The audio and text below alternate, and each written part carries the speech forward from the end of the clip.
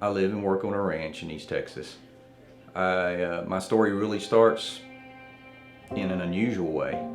I basically was going down the road to pick up my mail and my side-by-side, and I turned around and was coming back, a thing I've done a million times, and the tie rod broke on my side-by-side and put me into a metal fence. It just about decapitated my elbow and split open my knee. Needless to say, I ended up at Christus, because that's my healthcare provider. They patched me up, they put screws in my elbows and fixed my knee. And I had did a Cologuard test earlier in February, and it came back negative.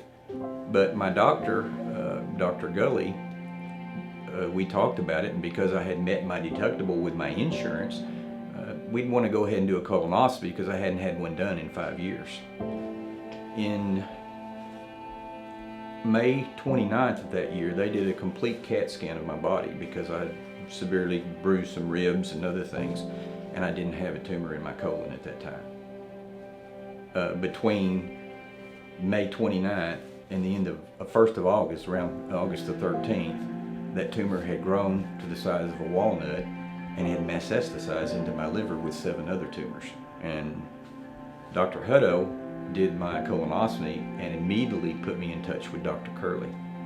So he was diagnosed with colon cancer that had already spread to his liver. So by definition, that means he had stage 4 colon cancer. And that is something that we see not infrequently, but fortunately we have good treatments. Because it was such an aggressive cancer, they decided it was best that I go through 6 heavy treatments of chemo, the most they could give me, to slow it down or try to stop it. And then we did that. And my count came down as the chemo was progressed, which is what they wanted to see, but it didn't go all the way to 0. So they went ahead and decided to remove 60% of my liver. Dr. Curley did that surgery. So we did an operation where I removed a portion of the liver and also did a procedure on a tumor on the opposite side called a microwave ablation. He then got additional chemotherapy after recovering from that operation, and then finally underwent operation to remove the tumor in his colon.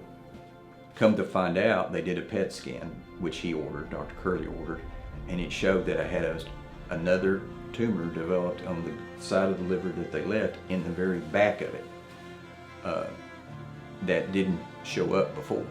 It was a very small one, but we needed to take care of it. So we made a decision to do a second surgery on the liver, and he did a microablation on that surgery, on that part of my liver, and I'm cancer-free now.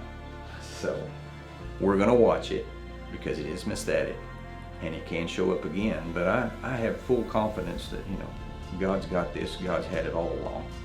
So at this point, he has done very well after chemotherapy, 3 separate operations for his colon cancer, and has no evidence of tumor that we can detect.